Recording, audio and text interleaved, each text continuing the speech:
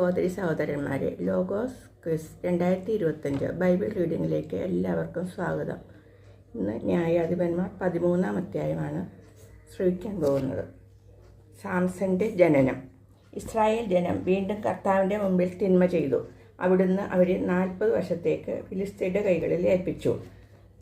സോറായിൽ than ഗോത്രക്കാരനായ മനോവ എന്നൊരാൾ ഉണ്ടായിരുന്നു. അവൻ്റെ ഭാര്യ വന്ധ്യയായിരുന്നു. അവൾക്ക് മക്കളില്ലായിരുന്നു. കർത്താവിൻ്റെ ദൂതൻ അവൾക്ക് പ്രത്യക്ഷപ്പെട്ട് പറഞ്ഞു, നീ വന്ധ്യയാണ്, നിനക്ക് മക്കളില്ല. നീ ഗർഭം ധരിച്ച് ഒരു പുത്രനെ പ്രസവിക്കും. അതുകൊണ്ട് നീ സൂക്ഷിക്കണം. വീഞ്ഞോ വീര്യമുള്ള പാനീയങ്ങളോ കുടിക്കരുത്. അശുദ്ധമായതൊന്നും ഭക്ഷിക്കുകയും അരുത്. നീ ഗർഭം ധരിച്ച് ഒരു പുത്രനെ പ്രസവിക്കും. അവൻ്റെ തലയിൽ ക്ഷൗരക്കത്തി തൊടരുത്. അവൻ ജനനം മുതൽ ദൈവത്തിന് നാസീർവ്രതക്കാരനായിരിക്കും. അവൻ ഫിലിസ്ത്യരുടെ കൈകളിൽ നിന്ന് ഇസ്രായേലിനെ വിടുവിക്കാൻ ആരംഭിക്കും.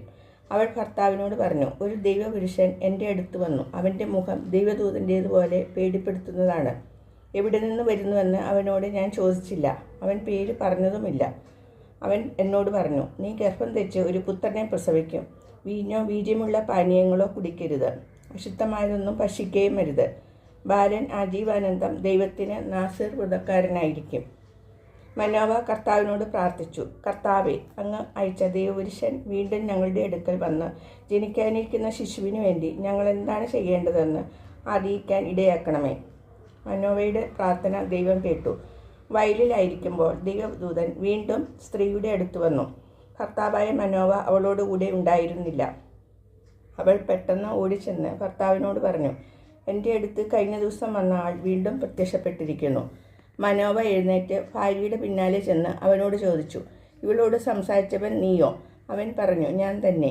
അപ്പോൾ മനോവ ചോദിച്ചു, നിന്റെ വാക്ക് നിറവേറുമ്പോൾ ബാലൻ്റെ ജീവിതചര്യ എങ്ങനെയായിരിക്കണം? അവൻ എന്താണ് ചെയ്യേണ്ടത്? കർത്താവിൻ്റെ ദൂതൻ മനോവയോട് പറഞ്ഞു, ഞാൻ സ്ത്രീയോട് പറഞ്ഞതെല്ലാം അവൾ പാലിക്കട്ടെ.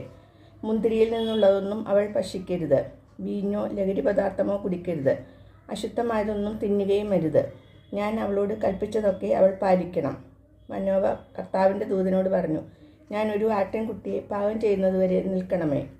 കർത്താവിൻ്റെ ദൂതൻ പറഞ്ഞു, നീ പിടിച്ചു നിർത്തിയാലും നിന്റെ ഭക്ഷണം ഞാൻ കഴിക്കുകയില്ല. എന്നോട് നീ പാകം ചെയ്യുന്നെങ്കിൽ അത് കർത്താവിന് ദഹനബലിയായി അർപ്പിക്കുക. കർത്താവിൻ്റെ ദൂതനാണ് അവനെന്ന് മനോവ അറിഞ്ഞിരുന്നില്ല. അവൻ കർത്താവിൻ്റെ ദൂതനോട്, നിന്റെ പേര് എന്ത്? നീ പറഞ്ഞത് സംഭവിക്കുമ്പോൾ ഞങ്ങൾ നിന്നെ ബഹുമാനിക്കണമല്ലോ എന്ന് പറഞ്ഞു. ദൂതൻ അവനോട് ചോദിച്ചു, എൻ്റെ പേര് അത്ഭുതമായിരിക്കെ നീ അത് ചോദിക്കുന്നത് എന്തിന്? അപ്പോൾ മനോവ ആട്ടിൻകുട്ടിയെ കൊണ്ടുവന്ന് ധാന്യബലിയോടുകൂടെ അത്ഭുതം പ്രവർത്തിക്കുന്നവനായ കർത്താവിന് പാറപ്പുറത്ത് വെച്ച് അർപ്പിച്ചു. ബലിപീഠത്തിൽ നിന്ന് അഗ്നിജ്വാല ആകാശത്തേക്ക് ഉയർന്നു. മനോവയും ഭാര്യയും നോക്കി നിൽക്കെ കർത്താവിൻ്റെ ദൂതൻ ബലിപീഠത്തിലെ അഗ്നിജ്വാലയിലൂടെ ഉയർന്നുപോയി. അവർ നിലത്ത് കമിഴ്ന്നു വീണു. അവൻ മനോവയ്ക്കും ഭാര്യയ്ക്കും പിന്നീട് പ്രത്യക്ഷപ്പെട്ടില്ല. അത് കർത്താവിൻ്റെ ദൂതനായിരുന്നെന്ന് മനോവയ്ക്ക് വ്യക്തമായി.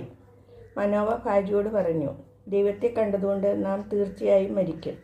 അവൾ പറഞ്ഞു, നമ്മെ കൊല്ലണമെന്ന് ഉദ്ദേശിച്ചിരുന്നെങ്കിൽ കർത്താവ് നമ്മുടെ കയ്യിൽ നിന്ന് ദഹനബലിയും ധാന്യബലിയും സ്വീകരിക്കുകയോ കാര്യങ്ങൾ കാണിച്ചു തരികയോ അറിയിക്കുകയോ ചെയ്യുമായിരുന്നില്ല. അവൾ ഒരു പുത്രനെ പ്രസവിച്ചു. സാംസൺ എന്ന് അവന് പേരിട്ടു. കുട്ടി വളർന്നു. കർത്താവ് അവനെ അനുഗ്രഹിച്ചു. സോവായ്ക്കും എസ്താവേലിനും മധ്യേയുള്ള മഹനേതായിൽ വെച്ച് കർത്താവിൻ്റെ ആത്മാവ് അവനിൽ പ്രവർത്തിച്ചു തുടങ്ങി. കർത്താവിൻ്റെ വചനം.